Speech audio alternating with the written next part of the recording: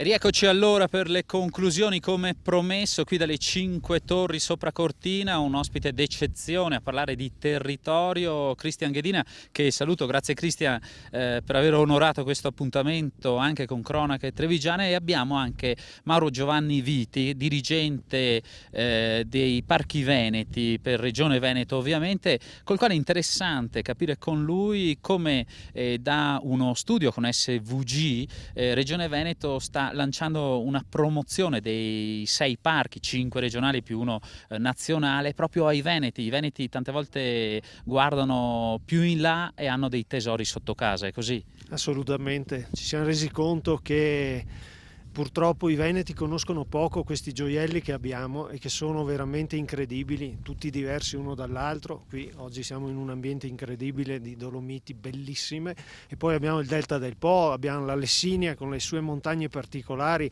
l'asta del fiume Sile, abbiamo i Colli Euganei e poi abbiamo il Parco Nazionale Dolomiti Bellunesi, che è altrettanto bello. Quindi il nostro sforzo è promuovere e valorizzare questi gioielli. Ecco, voi intelligentemente avete anche deciso questo, di coordinare la promozione. Tutti i 5 parchi regionali devono parlare con lo stesso linguaggio e aiutarsi a vicenda. Dobbiamo far sì che chi viene a visitarli abbia voglia di stare 2 o 3 giorni in uno, 2 o 3 giorni in altro. Quindi sistema a rete, collegamenti, scambi, dobbiamo veramente fare in modo che siano una meta quotidiana per i veneti e non solo per i veneti naturalmente.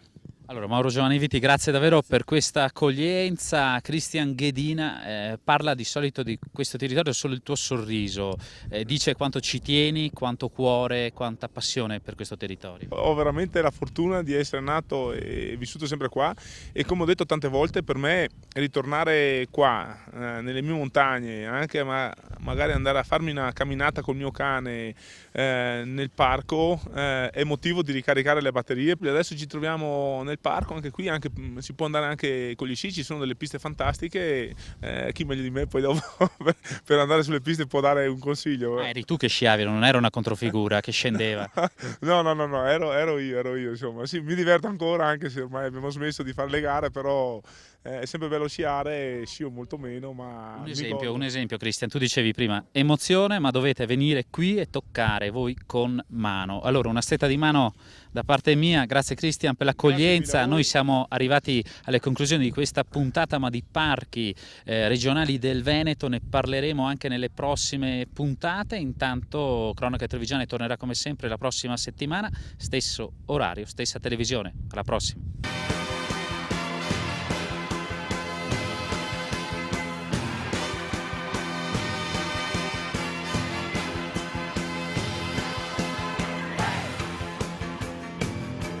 Un programma in collaborazione con Un'Industria Treviso, Provincia di Treviso, Casatella Trevigiana DOP, Gruppo ApoVF, Gruppo Grigolin.